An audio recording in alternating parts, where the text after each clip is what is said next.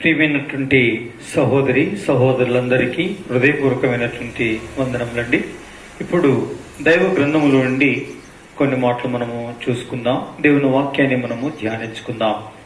దేవుని యొక్క వాక్యమును మనం ఎలా చదవాలి అంటే ఏ విధంగా అనంటే యెషయా గ్రంథములో ఒక మాట ఉంది. చూడండి, యెషయా గ్రంథము 33వ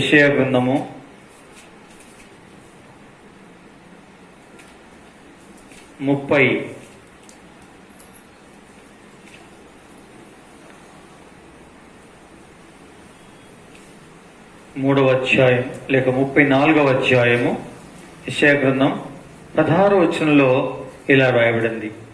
అదేమిటి అంటే, యెహోవా గ్రంథమును పరిశీలించి చదువుకునుడి, ఆ జంతువులలో ఏది లేక ఉండదు, దేని జతపక్షి దాని యొద్ద ఉండక మానదు. నా నోటి నుండి వచ్చిన ఆజ్ఞ ఇదే, ఆయన నోటి ఊపిరి వాటిని పోగు చేయును. చాలు. మొదటి మాట మనకు చాలు. అదేంటంటే యెహోవా గ్రంథమును పరిశీలించి చదువుకునుడి. కాబట్టి దేవుని యొక్క ప్రజలుగా మనం మన చేతుల్లో ఉండే దేవుడు మన మాతృభాషలో మనకిచ్చినటువంటి ఈ దైవ గ్రంథాన్ని మనం ఏం చేయాల్సిన వారం ఏంటున్నాం అంటే, ప్రియమైన వాళ్ళరా, పరిశీలించి చదువుకోవాలి. చదవడం అనేటువంటిది చాలా పరిపాటి, మామూలు విషయం. కానీ దేవుని యొక్క వాక్యం చెప్తుంది ఏమనంటే, అదేదో మీరు పరిశీలించి చదవండి అంటే అర్థం ఏంటంటే, ప్రశ్నార్థకంగానో తెలుసుకోవాలన్న అపేక్ష చేతను మీరు చదవండి. అప్పుడు మీకేమవుతుంది అంటే, క్షుణ్ణముగా దేవుని యొక్క గ్రంథములో ఉండే అనేక విషయాలు అర్థమవుతాయి అని ప్రభు మనతో మాట్లాడుతాడు. పరిశీలన పూర్వకముగా మనం ఎప్పుడైతే చదువుతామో అప్పుడు దైవ గ్రంథములో ఉండే విషయాలు అర్థమవుతాయి. ప్రభువు మనతో మాట్లాడుతాడు. ఆయన హృదయాంతరంగపు మాటైన చోటు మాట మనకు అర్థం చేయిస్తాడు. అందుకోసమని దైవ గ్రంథమును ధ్యానపూర్వకంగా మనం చదవవలసినటువంటి వారమే. ఈ దినం ఈ పూట మనం ఈ ప్రకారముగా మనము చూద్దాం. ఎస్తేరు గ్రంథము మొదటి అధ్యాయము ఇలా రాయబడింది. యెషయా గ్రంథము మొదటి అధ్యాయం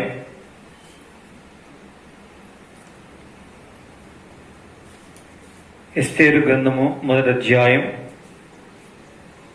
చూడండి. మనము గమనిస్తే మొదటి నుంచి మనము గమనించినట్లయితే 8వ వచనం 9వ వచనాన్ని మనము కలిసి చదువుకుందాం. విందు పానము ఆజ్ఞానుసారముగా జరుగుటను బట్టి ఎవరును బలవంతము చేయలేదు. ఎవడు కోరినట్టుగా వారికి పెట్టవలనని తన కోట పనివారికి రాజు ఆజ్ఞనిచ్చి ఉండెను. రాణి అయిన వస్తీ కూడా రాజైన అహష్వేరోషు కోటలో స్త్రీలకు ఒక విందు చేయించెను. ఇక్కడ గమనించండి, ఎస్తేరు గ్రంథం మనం గమనిస్తే మొదటి అధ్యాయంలో వస్తీ అనేటువంటి అహష్వేరోషు యొక్క మొదటి భార్య, ఈమె ఏం చేయబడింది అంటే, దేవుని యొక్క వాక్యములు మనం పరిశీలిస్తే ఈ అధ్యాయం యొక్క చివరి భాగంలోనికి వచ్చేసరికి ఆమె రాజసన్నిధికి ఇకెన్నడూ రాకూడదని రాజు ఆజ్ఞను చేసి ఇంకెన్నడూ ఆమెను తన సన్నిధికి రానివ్వలేదు. ఆమెను రాణిగా ఉండకుండా తీసివేయడం జరిగింది. అనగా వస్తీ తన స్థానాన్ని కోల్పోయింది. వస్తీ అనేటువంటి రాణి తన స్థానాన్ని కోల్పోయింది. ఎందుకో తెలుసండి, ఒకటే మాట, రాణి అయిన వస్తీ కూడా రాజైన ఆశ్వరోసు కోటలో స్త్రీలకు ఒక విందు చేయించెను. 12వ వచనం. రాణి అయిన వస్తి నపుంసకుల చేత ఇయ్యబడిన రాజాజ్ఞ ప్రకారం వచ్చుటకు ఒప్పకపోగా రాజు మిగుల కోపగించెను, అతని కోపం రగులుకొనెను అని రాయబడింది. ఇది సంభవించింది. ఎస్తేరు గ్రంథంలో ఏమి సంభవించింది అంటే దేవుని యొక్క వాక్యం చెప్తుంది, ప్రియమైనటువంటి వాళ్ళరా, వస్తి అనేటువంటి రాణిగా ఉండకుండా తీసివేయబడింది. ఎందుకు అలా తీసివేయబడింది? ఆమె విషయాన్ని మనం చూసినప్పుడు, ఒకటి, రాజు విందు చేసినట్టు రాణి కూడా విందు చేసినట్టు చూస్తున్నాం. రెండో విషయానికి వస్తే, రాజు ఆజ్ఞాపించిన ప్రకారముగా రాజు యొక్క సన్నిధికి రాకుండా తాను అవిధేయతను చూపించింది. అందుకు గాను రాజుకు కోపం వచ్చింది. దానితో ఆమె రాణిగా ఉండకుండా తీసివేయబడింది. ప్రియమైనటువంటి వాళ్ళరా, ఈ రెండు కారణాలు. రాజంటే తాను 127 సంస్థానాల మీద అధిపతి, అంటే ఒక సామ్రాట్, చక్రవర్తి. అలాంటి ఈ రాజు యుద్ధకాలములు గడిచిన తర్వాత తాను ఏం చేశాడు అంటే, సామంతులకు, తన సేనాధిపతులకు ఎంతో గొప్ప విందు చేయించాడు. ఎవరికి తాగినంత మట్టుకు తాగడానికి, ఎవరు తిననంత మట్టుకు తినడానికి ఏమిచ్చాడు? వడ్డించడానికి అధికారం ఇచ్చాడు, ఆజ్ఞ ఇచ్చాడు. ఆ రీతిగానే వడ్డిస్తూ ఉన్నారు. అందరూ విందు భోజనం చేస్తున్నారు. అక్కడ విందుంది, మందుంది. ఈ సందర్భంలో రాజుకు ఒక కోరిక పుట్టింది. వస్తీ అయిన రాణిని తన సమక్షంలోకి పిలవాలని, ఆమెను చూపించాలని, తనతో కూడా తాను ఉండాలని అపేక్షించాడు. ప్రియమైనటువంటి ఇదే సందర్భంలో ఆమెనేమో, ఇలాంటి టైంలో నేను వెళ్ళడం ఏంటి, నేను రాను అని చెప్పింది. నేను రాను అని ఎప్పుడైతే ఆమె చెప్పిందో అప్పుడు రాజుకు కోపం వచ్చింది. చూసారా, ఇది సామాన్యమైన విషయమే, కానీ ఇది ఇంతటితో ఆగిపోలేదు. ఎక్కడి వరకు వచ్చింది? ఈ రాజు హృదయాంతరంగంలో పుట్టిన కోరిక తన పట్టపురాణి అయినటువంటి వస్తీ అనే తన భార్యను శాశ్వతంగా కోల్పోవలసి వచ్చింది. ప్రియమైన వాళ్ళరా, తన అవిధేయతను బట్టి తన స్థానాన్ని కోల్పోయిందో ఏమో, కానీ ఇప్పుడు రాజు తనకు పట్టపురాణి లేని వ్యక్తిగా తయారైపోయాడు. పట్టపురాణి లేదు. ఇది దీనస్థితి. ఈ మొదటి అధ్యాయాన్ని మనం గమనిస్తే చివరి వరకు రాజుకేమో భార్య పట్టపురాణి లేదు, వస్తీ ఏమో శాశ్వతంగా రాణిగానే ఉండకుండా రాణి అంతఃపురములో నుంచి, రాణి వాసములో నుంచి త్రోసివేయబడింది. ఎంత విపత్కరమైనటువంటి సంగతి నా ప్రియమైనటువంటి వాళ్ళరా. ఎందుకు? అసలు కారణాలేంటి? అవును, భార్యకు భర్తకు సామాన్యంగా ఎన్నెన్నో సంగతులు సంభవిస్తూ ఉంటాయి. కొన్ని సందర్భాల్లో వింటారు, కొన్ని సందర్భాల్లో వినరు. కొన్ని మాటలు వినవలసి ఉంటుంది, కొన్ని మాటలు వినకూడని మాటలు ఉంటాయి. సరే, ఏదేమైనప్పటికీ ఒక సమస్య అయితే వచ్చింది నా ప్రియులరా. అయితే ఆ సమస్య విడిపోయేటంత వరకు దారి తీయాలా? అవసరమా అంతా? కాదు కదా, కాదు. మరి కారణం ఏంటి అంటే, మధ్యవర్తులు ఎవరు లేరా? వారు ఏమి రాజుకు నచ్చ చెప్పలేదా? రాజుకు చెప్పాల్సింది రాజుకు చెప్పి, రాణికి చెప్పాల్సింది రాణికి చెప్పి, సర్దుబాటు చేసి ఈ రాజు కుటుంబాన్ని కలపలేకపోయారా నా ప్రియమైనటువంటి వాళ్ళరా? ఏమో కలపలేకపోయినట్టున్నారు. అంటే వారు ఎవరై ఉన్నారు? అసలు వారు ఏమై ఉన్నారు? అందుకే చూడండి ఎంత ఘోరంగా ఈ పచ్చటి కాపురం, చక్కటి సామ్రాజ్యాన్ని ఏలుతున్నటువంటి మహారాజు యొక్క పట్టపురాణి తన ప్రక్కన లేకుండా మహారాజు తన రాణిని పోగొట్టుకున్నాడు. ఎంత దుర్భరమైన విషయం, ఎంత విషాదకరమైన విషయం. నా ప్రియమైనటువంటి వల్లరా, ఇవే పరిస్థితులు ఈ దినాల్లో జరుగుతూ ఉన్నాయి. క్షణికాలికపు ఆనందం కొరకు, క్షణికాలికపు కోరికల కొరకు, కాలపు అపేక్షల కొరకు స్త్రీ పురుషుని దగ్గర నుంచి పొందాలని, పురుషుడు తన స్త్రీ దగ్గర నుంచి, తన భార్య దగ్గర నుంచి పొందాలని ఆశపడిన ఆ క్షణికాలికపు ఆ సందర్భపు కోరికలు నెరవేరని కారణాన పిల్లరా కోపావేశులై, కోపము రగులు కొనబడిన వారై, అది ఎంతవరకు దారితీస్తుంది అంటే పచ్చటి కాపురానికి చిచ్చు పెట్టుకునేటువంటి పరిస్థితిలోనికి ఎన్నో కుటుంబాలు దినం పిల్లరా గురైపోతున్నాయి. ప్రియమైనటువంటి వాళ్ళరా, ఎంత దారుణము కదా, ఎంత బాధకరమైన విషయం కదా. అవును, అందుకే పురుషునికి కోపం వచ్చినప్పుడు స్త్రీకి ఓపిక ఉండాలి. స్త్రీ అను భార్యకు కోపం వచ్చినప్పుడు అవును పురుషునికి కూడా కొంత నిమ్మలం, నెమ్మది, ఆలోచన శక్తి కలిగి ఉండాలి. అప్పుడే మనం ఏం చేయబడతామో పిల్లరా కాపాడబడతాం, భద్రము చేయబడతాం. లేకపోతే మనం భద్రము చేయబడలేం. నా ప్రియ సహోదరి సహోదరులారా, అందుకే దేవుని యొక్క వాక్య ప్రకారంగా దేవుని ప్రజలైనటువంటి వారిగా మనం యోచించాల్సినటువంటి సత్యం ఏమిటి అంటే, నా ప్రియమైన వల్లరా, ఓపిక, సహనము, సహించే సామర్థ్యము ఎప్పుడు కూడా మనుషుడు కోల్పోకూడదు.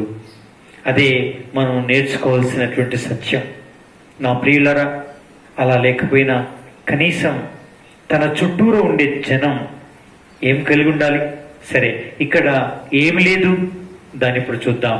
చూడండి 13వ వచనంలో చూస్తే, విధిని రాజధర్మమును ఎరిగిన వారందరి చేత రాజు ప్రతి సంగతి పరిష్కరించుకున్నవాడు గనక అతడు కాలజ్ఞానులను చూసి రాణి అయిన వస్తి రాజైన అహష్వేరోషును నేను నపుంసకుల చేత ఇచ్చిన ఆజ్ఞ ప్రకారము చేయకపోయినందున ఆమెకు విధిని బట్టి చేయవలసినదేమని వారిని అడిగాను. రాజు ప్రతి విషయాన్ని కూడా రాజ సముఖములో, రాజ్య సభ సముఖములో అక్కడుండే జ్ఞానులు, కాలజ్ఞానులు అనబడేటువంటి వారితో ప్రతి విషయాన్ని తర్కించి, యోచించి తీర్మానం చేస్తూ ఉంటాడు ఈ రాజు. కాబట్టి అలాగే చేశాడు. అలా చేసినప్పుడు ఏమి సంభవించింది? వాళ్ళు ఏమన్నారు మరి అంటే 15వ వచనంలో, అతని సన్నిధిని ఉండి రాజు ముఖమును చూచుచు రాజ్యమందు ప్రథమ పీఠముల మీద కూర్చుండు పారసీకుల యొక్కయు మాదీల యొక్కయు 7 ప్రధానులు ఎవరనగా కర్షేనా, షెతారు, అద్మాత, తర్షిషు, మెరేను, మర్సేనా, మెమూకాను అనువారు. ఎస్తేరు గ్రంథం 1వ అధ్యాయం 16వ వచనంలో కూడా ఇలా రాయబడింది. మెమూకాను రాజు ఎదుటను ప్రధానుల ఎదుటను ఇలాగ ప్రత్యుత్తరం ఇచ్చెను. రాణి అయిన వస్తి రాజు ఎడల మాత్రం కాదు, రాజైన అహష్వేరోషు యొక్క సకల సంస్థానముల నుండి అధిపతులందరి ఎడలను, జనులందరి ఎడలను నేరస్తురాలాయెను అని చెప్పేశాడు. పిల్లరా, 19వ వచనం ఏకంగా ఏం చేయబడింది? రాజునకు సమ్మతి అయిన ఆయన వస్తి రాజైన అహష్వేరోషు సన్నిధికి ఇక రాకూడదని తమ యుద్ధ నుండి ఒక రాజాజ్ఞం పుట్టవలెను. అది తప్పకున్నట్లు పారసీకుల యొక్కయు మాదిగల యొక్కయు న్యాయము చొప్పున నియమింపవలను, మరియు వస్తీ కంటే యోగ్యురాల్ని రాణిగా తాను చేయవలను. పిల్లరా, ఇదేంటి? ఇది నా న్యాయ విచారణ? అవును, ఇదే న్యాయ విచారణ. ఏమి సంభవించింది? అమ్మో, ఈ న్యాయ విచారణ ఏమో కానీ ఒక చిన్నగా జరిగిన కొద్దిపాటి పొరపాటుతో ఈ పచ్చటి కాపురంలో చిచ్చు పెట్టబడింది. పిల్లరా, విడిపోవడమేనంట. ఆ రాణినికి ఎన్నడూ రాజు సన్నిధికి రాకుండా ఆజ్ఞ జారీ చేయమంటున్నారు. అమ్మ బాబోయ్, ఇదేం పద్ధతో బాబు? ఏం పద్ధతి? మాదీయుల యొక్కయు పారసీకుల యొక్కయు న్యాయము చొప్పున ఇలాగున నియమించాలి అని ఆజ్ఞ జారీ చేసేశారు. ఆశ్చర్యంగా ఉంది. పారసీకుల యొక్క, మాదీయుల యొక్క పద్ధతి ఇదేనా? ఒకవైపు మాత్రమే విని వెంటనే శాసనం చేయమని చెప్పడమా? అవును, కొద్దిమంది ఒకవైపే విని తీర్పు తీర్చేస్తూ ఉంటారు. స్త్రీ వైపు వింటారు, ఒకే వైపు తీర్పు తీర్చేస్తారు. పురుషుని వైపు వింటారు, ఒకవైపే విని తీర్పు తీర్చేస్తూ ఉంటారు. అన్నదమ్ములవి, అక్క చెల్లెళ్ళవి, భార్యాభర్తలవి, ఇరు వర్గాల వారికి వచ్చే ఎన్నెన్నో సమస్యలని ఒకవైపే వింటారు, పరిష్కారం చేసి పడేస్తారు. అది కఠినమైన పరిష్కారం. ఇక్కడ జరిగిన పరిష్కారం సామాన్యం కాదు. ఆ రాణిని రాణిగా ఉండకుండా తీసివేయమన్నారు. ఆ రాణికి బదులు ఇంకొక యోగ్యురాల్ని రాజు రాణిగా నియమించుకోవాలని ఒక్క దెబ్బతో తేల్చేశారండి. ఇదేంటండి? ఇదేంటి? మాదీయుల యొక్క, పారసీకుల యొక్కయు న్యాయ చట్టం ఏంటండి? నాకు అర్థం కాదు. ఆ న్యాయ చట్టాల్లో ఏముందో మనకు తెలియదు. కానీ ఈ పేర్లలో ఏమన్నా ఉందా? మనం యోచించాలి. అందుకే దైవ గ్రంథాన్ని పరిశీలించి చదవండి అని రాయబడింది. పిల్లరా, పారసీకుల యొక్కయు మాదీయుల యొక్కయు న్యాయము చొప్పున ఆమెను రాణిగా ఉండకుండా త్రోసివేయాలి, తీసివేయాలి. ఇంకొక మంచి స్త్రీని, రాజు మెచ్చినటువంటి అందమైన స్త్రీని రాణిగా చేసుకోవాలి అని ఈ న్యాయ చట్టం చెప్పింది. ఈ చట్టం యొక్క పద్ధతి ఏంటండి? సరే, ఈ చట్టం పద్ధతి మనకు అవద్దు. కానీ ఈ పారసీకుల యొక్క, మాదిగుల యొక్క అనేటువంటి అర్థాల్లో ఏమన్నా మనకు అర్థమవుతుందా? పారసీకులు అంటే ఎవరు? మాదీయులు అంటే ఎవరు? గమనించండి. మనం గమనిస్తే మరి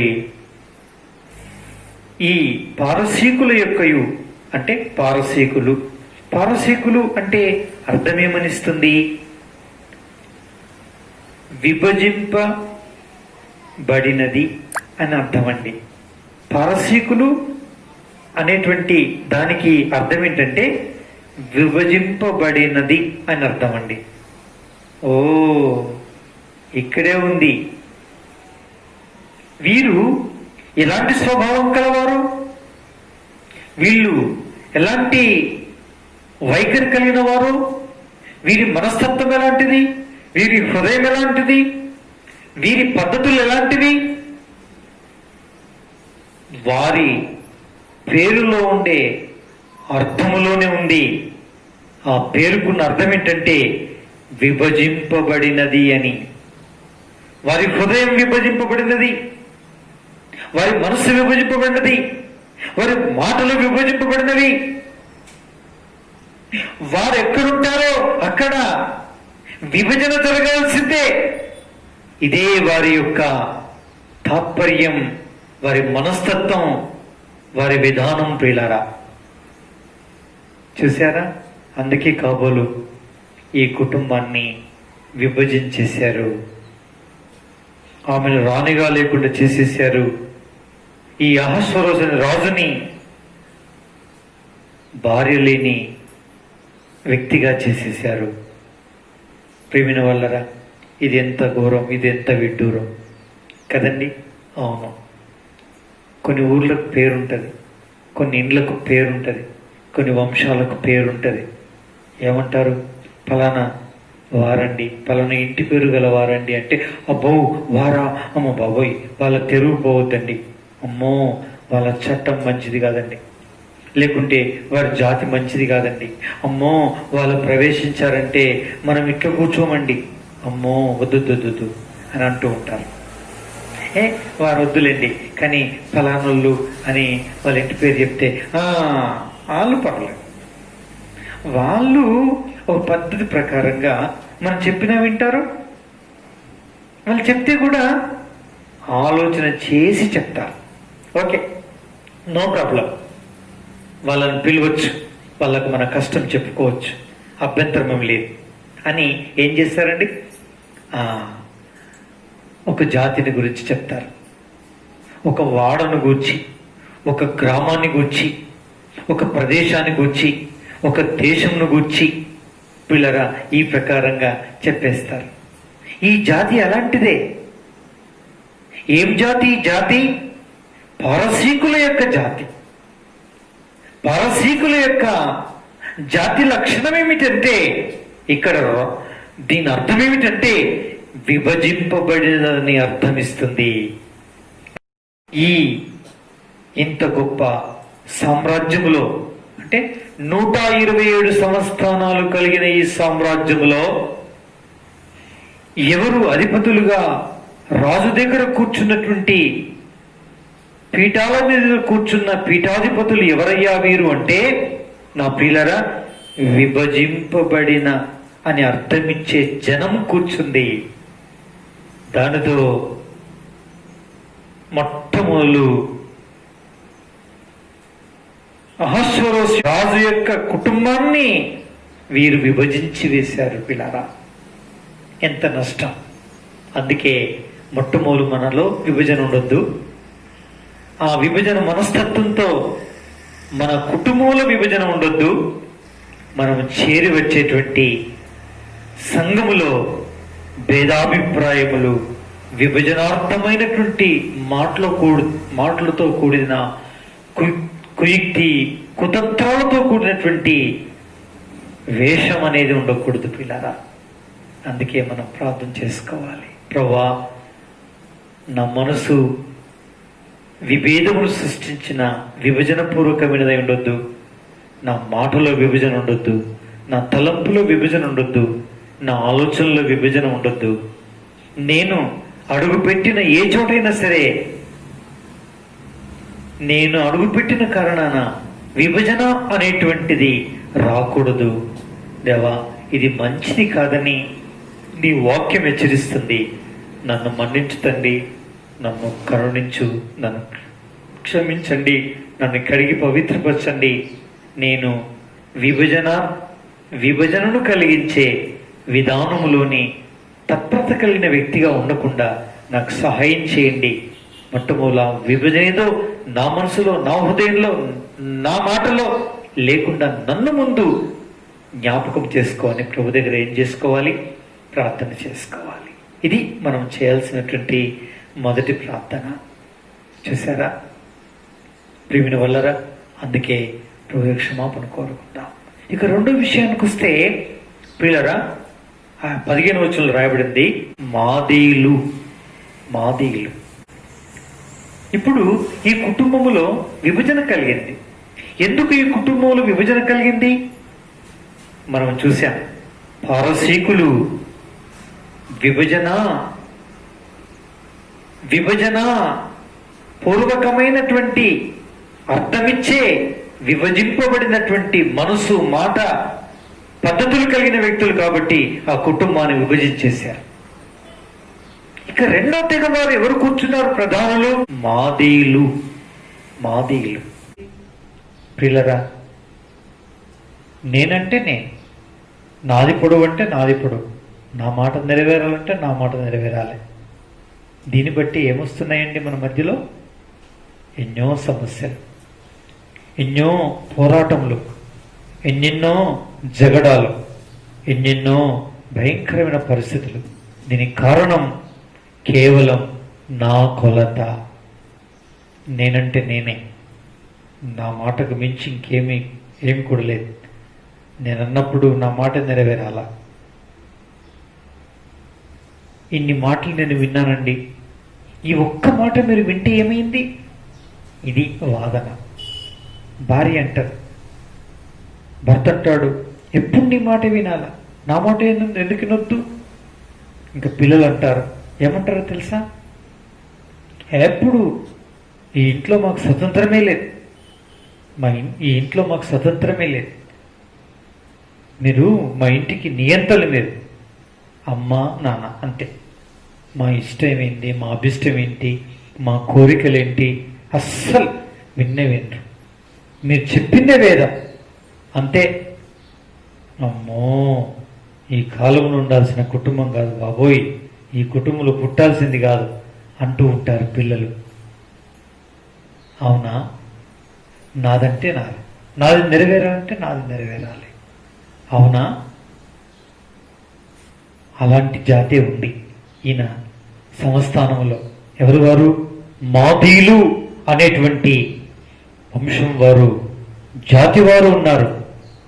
వారి అర్థం ఏంటంటే నా కొలత అంటే నేనన్నదే నెరవేరాలి, నేనన్నదే చట్టం చేయబడాలి, నేనన్న మాటే నడవాలి, లేకపోతే మేము ఊరుకోము అనే తెగ ఇంకొక తెగ కూర్చుంది అక్కడ.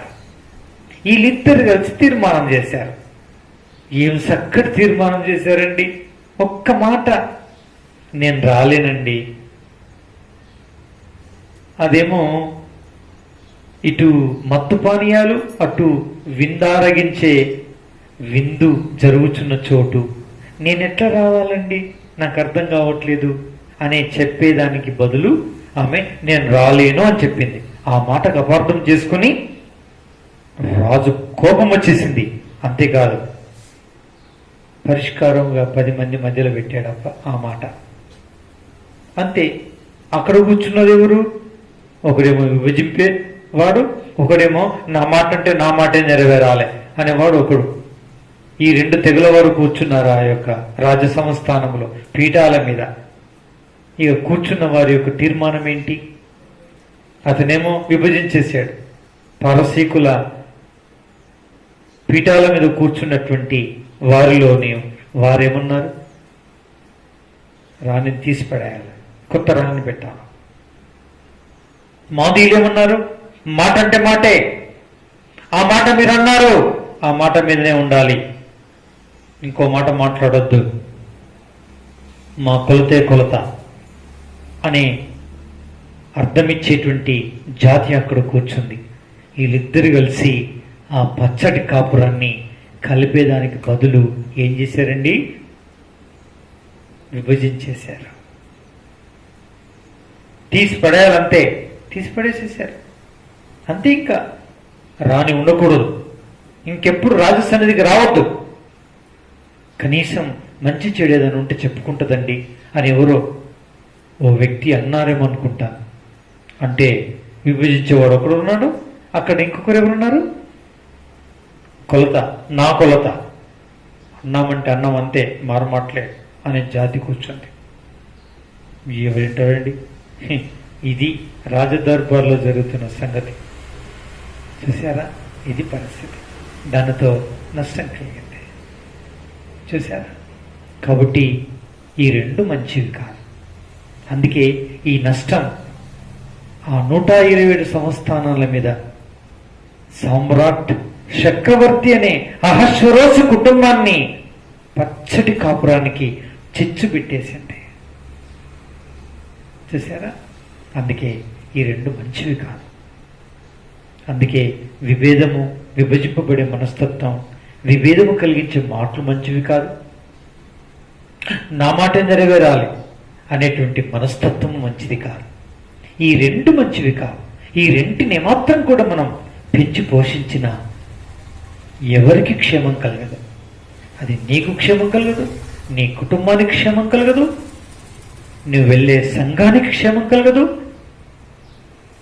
ఏ ఒక్క ఆత్మకు కూడా క్షేమం కలగదు.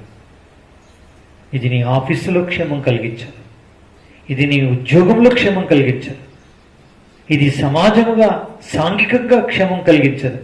ఏ రకంగా కూడా ఈ రెండు మనస్తత్వాలు క్షేమాన్ని కలిగించవు, వినాశనాన్ని కలిగిస్తాయి. అందుకే దేవుని సేవకి ఇంకా నష్టం కలిగిస్తుంది, దేవుని బిడ్డలకి ఇంకా నష్టం కలిగిస్తుంది. ఈ రెండు లక్షణాలు కూడా సైతానీయ సంబంధమైన లక్షణాలు. ఇది దైవ లక్షణాలే మాత్రం కూడా కాదు పిల్లారా. అందుకే వీటిని మనలో లేకుండా మనము తీసివేసుకోవాలి, ప్రభు కృపను కోరుకోవాలి. దేవుడు అప్పుడు మనం ఏం చేస్తాడు? దీవించి ఆశీర్వదిస్తాడు. ఈ పూటకు ఈ బైబిల్ వచనం యొక్క ధ్యానం, ఈ బైబిల్ ధ్యానాన్ని మనము ముగిస్తున్నాం. ఇట్టి వర్తమానాన్ని, ఇట్టి ఈ పాఠమును దేవుడు దీవించి ఆశీర్వదించునుగాక.